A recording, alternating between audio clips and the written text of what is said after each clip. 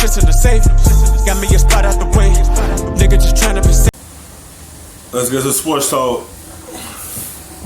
The Detroit Pistons are pretty much the definition of one of those middle teams, which is quite the place to find themselves considering how they got here.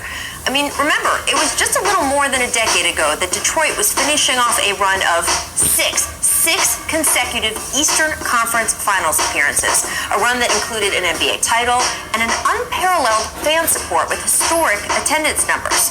But then Joe Dumars decided that losing in the conference finals a bunch of times in a row wasn't good enough. So he fired Flip Saunders and traded Chauncey Billups in an effort to shake things up.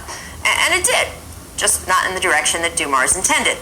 The Pistons have not won a playoff series since, as they've been largely relegated to, the middle, which is where we find this year's team.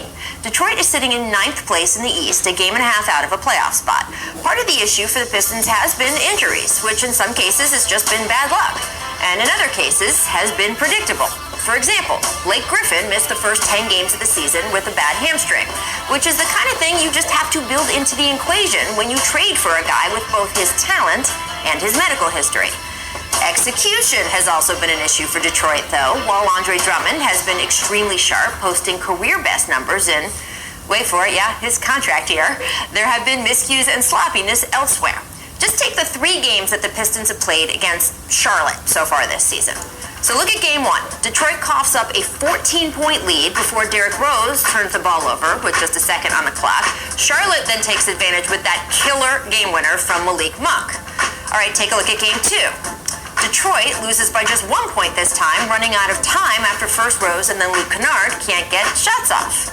Take a look at game 3. Detroit missing 2 chances to tie things up on its final possession after spending the night committing 13 turnovers and missing 10 of 20 free throws. So after that game, Blake Griffin, very outspoken. Here was his quote. The difference between winning and losing is very marginal, talking about all those close losses. He says, right now, we haven't shown we're willing to do the things to win. To me, it seems like we love the victory, but we don't love the fight. So that was a week and a half ago. Now fast forward to last night when the Pistons found themselves in another close one, this time against New Orleans. Except this time, instead of faltering as the minutes ticked off the clock, the Pistons stepped on the gas, particularly Derrick Rose. Derrick scored 17 of his 21 points in the 4th quarter alone, including pulling off this in the final 10 seconds. Derrick has 15 in the 4th. Final 10 seconds. Tie ball game in New Orleans. Derrick with the drive. Over Holiday. Hits it as time runs out. Derrick Rose wins the ball game for the Pistons over the Pelicans here in New Orleans. That's just fun to watch. And afterward, Rose was... I just think Detroit just need to find who they is. They need to find an identity of who they is for real. They still trying to figure out what type of team they want to be. They still bothered by injuries. They still ain't got Reggie Jackson. You know, so many injuries was going on with this team, and they haven't found their stride yet. They still trying to figure out a lot of things of who they want to be. Killing himself. Excuse my English, but I'm born to do this. Like, dead serious. This is what I do. That's one of the reasons why they brought me here. So are we going to look back on last night as a turning point in the Pistons season? It's way too early to tell, and regardless, it's hard to see this year's Pistons climbing out of, well, the middle and into the East upper echelon. And yet, there are different kinds of middles. Detroit could still figure out a way to put themselves solidly in the playoffs, maybe even pick up a scrappy playoff win or two, if they can figure out a way to get there from here. So, Matt, what is the best step for Detroit? If everyone can stay healthy, Reggie Jackson come back, Blake Griffin stay on the floor, if everyone is just healthy and put everything together as a unit, Detroit will be a good team. Detroit to navigate through that middle? How can they become the best versions of themselves? I think there's no easy solution. First and foremost, I love the fact that Derrick Rose is back, being the Derrick Rose we love. He's one of my favorite players to watch, and he's had a lot of hardship, so it's good to see him thriving in that situation.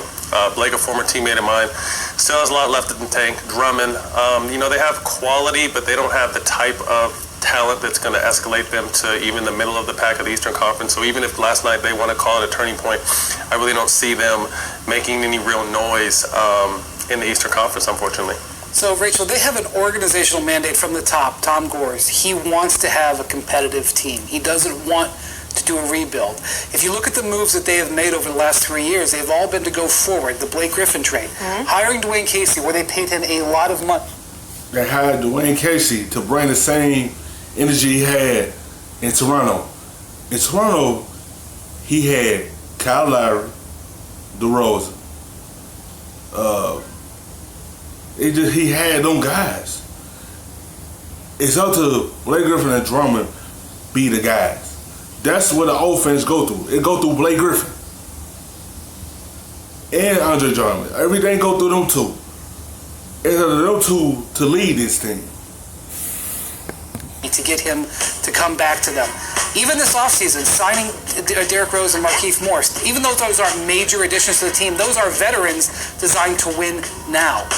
Even though you talk to executives and they say, boy, I would look to trade Drummond, I wouldn't want to give him another contract, I would look to trade Reggie Jackson, I don't know if I would keep Blake Griffin. That's not the way they want to operate. Tom Gores has very clearly made it a number one priority to get into that playoffs. And if your owner wants in that playoffs, whether it's number 7 or number 8, as an organization, you're going to try to get there regardless of all the good points that you just made. And look, with Blake, it's a really good example of how a market... It's hard to rebuild. He don't want to go through that. He gonna ride with Reggie Jackson. He gonna ride with Blake Griffin and Drummond. Because, you know, Reggie Jackson had a few little off years, but he want to ride with him and believe in him. He don't want to rebuild. He want to win now. He want to get this team to the playoff. But it's up to the players that he put on that floor to play hard every night like they did against New Orleans. It's up to them to continue to compete like they did last night. It's up to them to do that. Because the East, all you have to do is at least get to 39 wins, and you probably could get to the 8th seed or the 7th seed.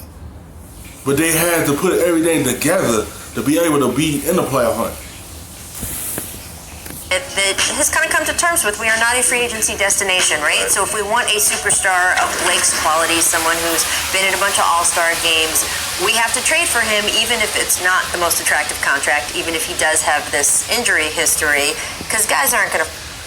It's hard because of his history. But Blake Griffin is still a top power forward in this league when he's healthy. It's hard to get the type of players that you want there. It's hard to get superstar to come to Detroit. That's not a landing spot they want to go to.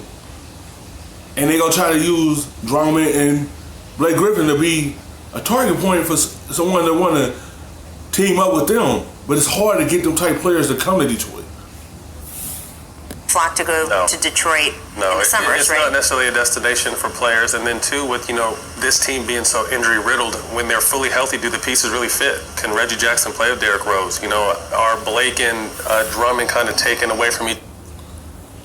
That's why when you have them injuries, you don't know how do these players play together. How do Rose and Jackson play together when he's healthy? How do 2 point guards play together?